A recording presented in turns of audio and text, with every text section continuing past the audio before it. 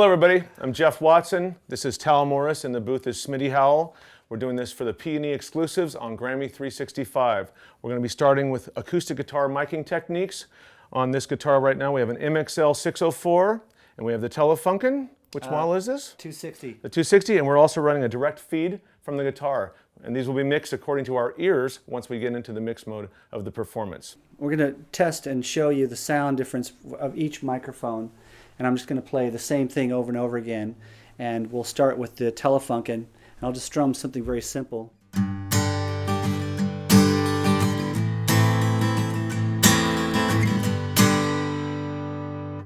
So that's the Telefunken.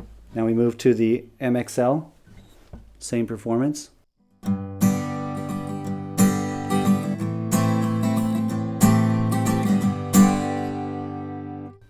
And now we'll move to the direct sound, which is the piezo pickup in the bridge.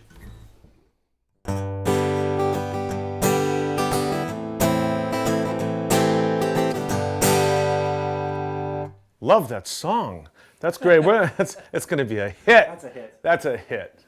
So if you have one microphone to choose from, and you're going to use just basically a microphone into whatever recording gear you have, placing a microphone of what you have on the 12th fret is going to give you the most consistent results. We like to have it on a stand because sometimes when you're performing, your body may move, and you may, if you were in a chair, you would move the proximity effect from the with the microphone to the guitar, but when it's on the stand, it becomes much more consistent.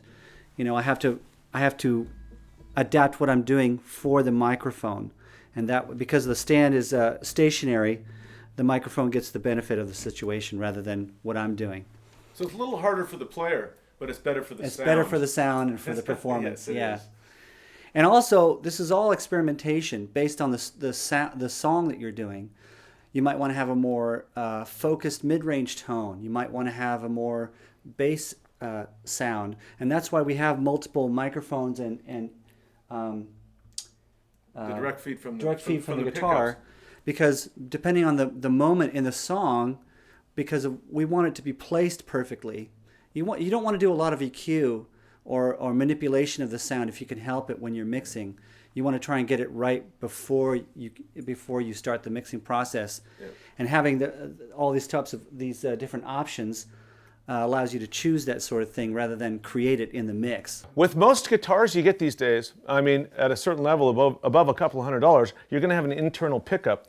And seriously, if you don't have nice microphones or a great facility to work with and record with, that you can get a nice sound coming directly out of the guitar. And you can modify that so nicely in Pro Tools or Logic or whatever platform you're recording on to make it sound pretty decent. I mean, this is getting pretty extreme, but when we do albums, we'd like to get as many options as we can for the best sound we can accomplish. Because there's no one way to record any source of audio. It's up to your ears, and that's the magic of producing and creating music. If it sounds good to you, it is good. That's basically the rule.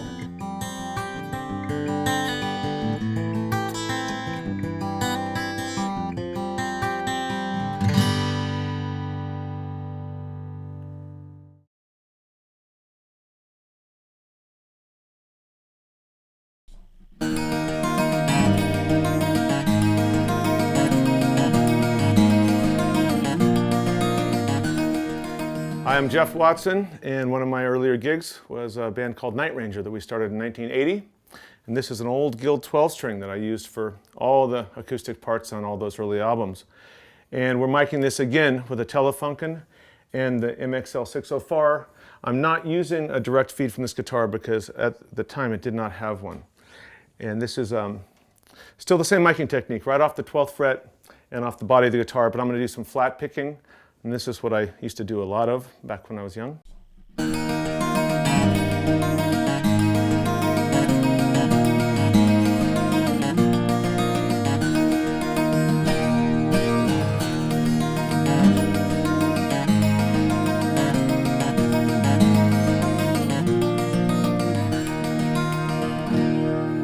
And that's exactly as we recorded it back in the days, in the early 80s. And that was on the album 7 Wishes, I believe. That was Goodbye. And this is the actual guitar we used on the Night Ranger records. And a good story about this is I was actually kind of broke starting the band. We all were. And I sold it to Sammy Hagar for a while. And then eventually bought it back from him for the same price because he's a good guy. And with the mics, here we go.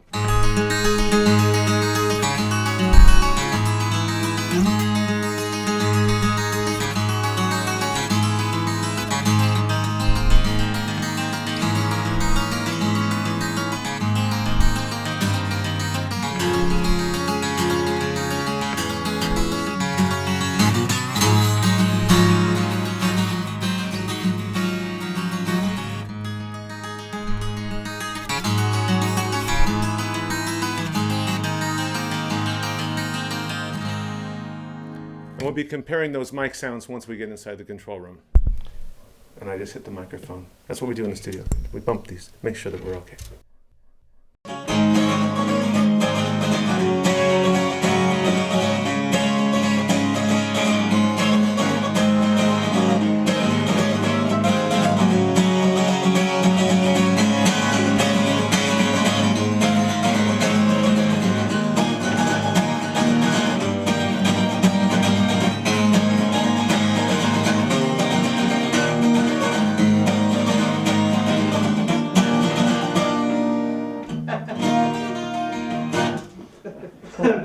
That's how we do it live now.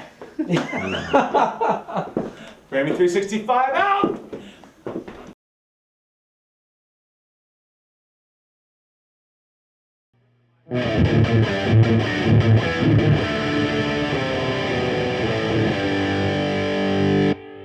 I'm Jeff Watson, and this is Tal Morris, and the booth is Smitty Howell. We're here for Grammy 365. This is the Peony Wing exclusives. We're doing microphone placement and techniques, and this one is on electric guitar. We're using a Marshall amplifier through a 412 cabinet. I'm plugging it through my favorite new toy in the world, the Joe Meek compressor. This is unbelievable. I have many compressors and toys, but that one is turning out to be the most amazing ever.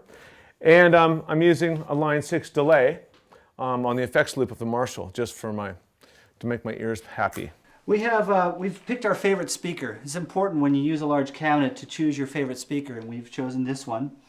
And we have 3 different microphones: a ribbon mic, an SM57, which every guitarist who's miking electric guitar should have, and we have a large diaphragm microphone as well.